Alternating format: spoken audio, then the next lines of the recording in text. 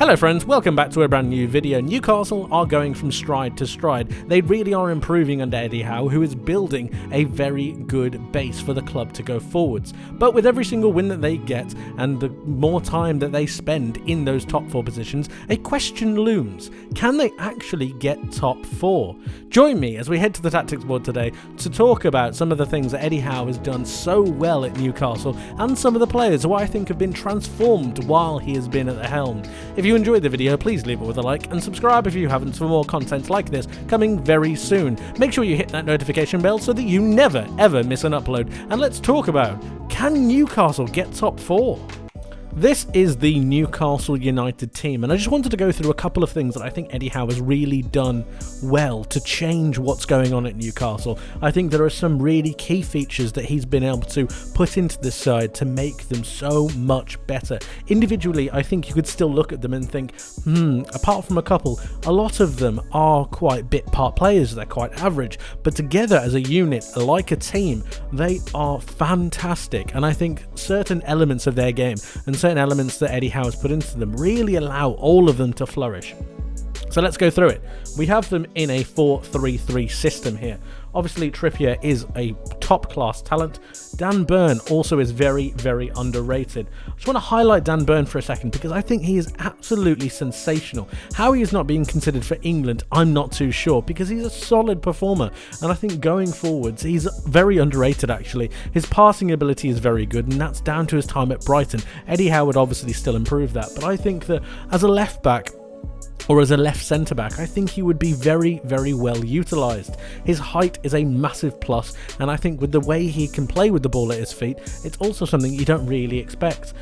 He can defend from corners exceptionally well, and that bolsters the powers that Cher and Botman have. Pope is also a very tall keeper, which makes Newcastle very difficult to be beaten on at set pieces, and that's a massive thing.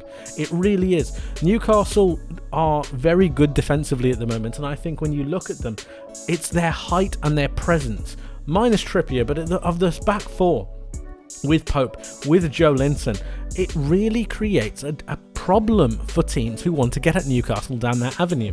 Speaking of which, when we're talking about Joe Linton, two of the players that I think that have been improved the most are Miguel Almiron and Joe Linton. They are both absolutely fantastic at the moment, high and flying. Almiron has 6 goals, I believe, this month, and he's been doing absolutely brilliant. He has the same amount of goals of Haaland in the same month, and I think he is just fantastic. So what has Eddie Howe done? He's unleashed him to a certain extent. He's allowed him to play with freedom, to play with the ability to run with the ball at his feet, or to make lopsided runs away from the ball to allow himself to get onto the end of things. He's allowed to drive and he's allowed to go forwards, and this is helped and bolstered by the defensive stability that Trippier has. Now, just because he is allowed to go forwards that little bit more does not mean that he is shirking his defensive responsibilities. He's averaging 2 tackles per 90, which makes him an extremely useful asset when defending. And Newcastle do have to defend sometimes. They're not always a forward-thinking, attacking team, even though Eddie Howe wants them to be that. Almiron really helps with that, and he really assists the team when he has to. Speaking of assisting the team and making sure that they're defensively solid, Joe Linton has been absolutely sensational. When we look at the way Newcastle need to get out and the way they need to try to maintain pressure on a team, or even try to get out of pressure once they're being put under some themselves, Joe Linton is the main outlet. He wins almost 95% of their duels, and in fact he is actually in the 95th percentile for aerial duels won. He wins about 2.82 per 90, making him an extremely useful asset from the goal kicks to be able to boot the ball forwards. When this happens, obviously you can have the team moving forwards a little bit because they're moved up to allow for the goal kick to be taken. You might have the 2 centre-backs drop a little bit deeper, Trippier can go forward, and then you have Nick Pope play the ball into this area. And I say this area because when you win this, so many extra things can happen. Let's just go with this for a second. When Joe Linton wins the ball, and he will generally win the ball, it allows him to play either a header over to Dan Burn. It allows him to play a ball into Maximin. If he's allowed to take the ball down for a touch, he can always recycle it into Callum Wilson or switch the play. He now has that in his locker, and this is the starting point that Newcastle will be looking to go for. This is the position that their attacks will be building from. If they're playing a team that wants to press or wants to go forwards or wants to try and pen them in, it's something that really allows them to get a foothold in the game, and something they haven't had previously. Eddie Howe found this and thought of this and really embellished Joe Linton to be able to allow him to dominate that midfield with the likes of Bruno Guimaraes. He is also fantastic, obviously one of their star players, along with Alan Saint-Maximin. And the way you see Guimaraes, he's able to pick passes and spread the play.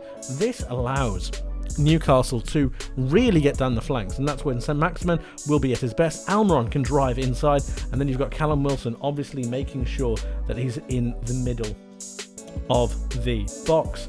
All of this comes together and it allows Newcastle to really get a foothold in matches. We're going to bring them forwards now, and when they're attacking, we've spoken about them defensively, especially on corners a little bit, but when they're attacking, you really do see a big wall, and I'm not joking when I say that. It's a big wall. Look at this. When you see Joe Willock with the amount of energy and the amount of pressing that he has and the running ability he has, you have Bruno Guimaraes, who has a high work rate, and you have Joe Linton, who never stops running as well. These are the players who will counter press. Eddie Howe's been trying to get counter-pressing into this Newcastle United side. It's really through these three midfielders that I really think this is able to work.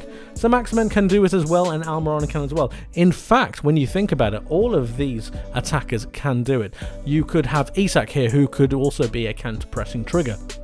And when you have that, you then have 5 players who are able, 6 players if you include the striker, who are able to really press the ball. And when they press the ball, they want to press it high. When they press it high, it allows for a greater chance of a turnover closer to this box and closer to obviously the opposition's goal.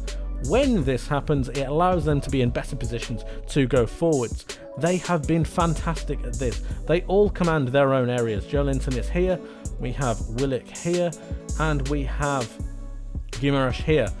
This is almost, like I said, a wall to stop players coming past it, and they do a fantastic job. Almiron covers his space, Saint-Maximin will cover his space, and defensively they are a very, very difficult prospect. But of course, going forwards, that's not just how they can perform. We can go and remove these, and then we look at different options.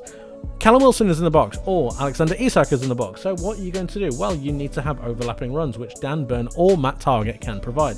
Trippier is fantastic at delivering the ball into the box. So that's what you need to do. Almiron can take the ball with his pace, with his presence, and then pass it back to Trippier, who from a deeper lying position can also make crosses and really make them dangerous so that Callum Wilson can attack them. It is all about creating opportunity and creating space to allow Newcastle to really benefit from the assets that they have. Joe Linton making those late mount runs into the back post to try and get his head on something. Bruno Guimaraes moving across to allow them to still maintain possession of the football when it comes back against them. And it's these small details that make huge differences with Newcastle United, and I think that they've done a fantastic job of making sure that they can both dominate the game, dominate possession with their good passing, and also their positional play. Positional play is absolutely key. That is why Brighton are doing so well at the moment, and that's why teams struggle so much to get the ball off them. It's their positional play and their ability to know where to be at certain moments when the football is in certain parts of the pitch. Trippier will know that he needs to be a certain distance away from Almiron, who will know that he needs to be a certain distance away from both Wilson and Willock to allow for exchanges of the ball. Guimaraes will have a freer role, but he will also know that he needs to be able to open up passing lanes for the likes of these players. Going forwards, Burn can also help with Trippier, and it all works seamlessly. With the profile of players that they have and the fact that they all need to work together as a team, it really does make a huge difference. Hardworking players who have the quality to be able to improve, like Almiron, who have better positions like Joe Linton to make use of their skill sets, and all of a sudden Newcastle become an entirely different proposition. I would love to see Newcastle invest a little bit to try not to get a replacement for Almiron, but to get backup for him. If he gets injured, or if Joe Linton gets injured, or if St. Maximin gets injured, Newcastle do drop in quality somewhat. Trippier, what are you going to do if he gets injured? Those crosses into the box are never going to be the same. What do you do? Newcastle clearly have the funds and they clearly have the ability to go and do something in the transfer market. I would like to see them do so. I'd like to see them go for a James Maddison to replace a Guimaraes if Joe Willock needs to drop into midfield, which I think he's perfectly capable of doing. He could play this role very, very simply. I'd like to see a player of Wilfried Zaha's ilk, of a Ismail Assar to be able to go forwards. I'd like to see Newcastle really improve and bolster their options going forwards. If they do, I do not see too many reasons why, if they don't continue in this vein of form and if they continue to improve and better themselves, I don't see why they do not have a shot at getting top 4. They have played fantastic so far. It's about continuing that momentum, maintaining that consistency, and making sure that these front players really understand how to counter-press and help each other. If they do that, it becomes a very, very difficult proposition. And quality-wise, if they improve on that in January, there is all the chance that they could achieve their goal of top 4. That's it for today, guys. Thank you ever so much for watching. If you enjoyed the video, please leave it with a like and subscribe if you haven't for more content like this coming very soon. Let me know your thoughts on Newcastle in the comment section below. Where do you think they're going to finish? Top 6, top 4, or somewhere else? Tell me why. Newcastle fans, how positive are you feeling about this season and how far can you go? Please let me know. You can always let me know your thoughts on Twitter. You can find me at Zekko64. That's generally where I post when my videos go live. But of course, you can always know that if you hit that notification bell so that you never ever miss an upload. Like I said, that's it from me for today. Thank you ever so much for watching. I hope you have a wonderful rest of your day. I hope you have a wonderful rest of your week. And I hope to see you in the next one. But until then, take care of yourselves and bye-bye.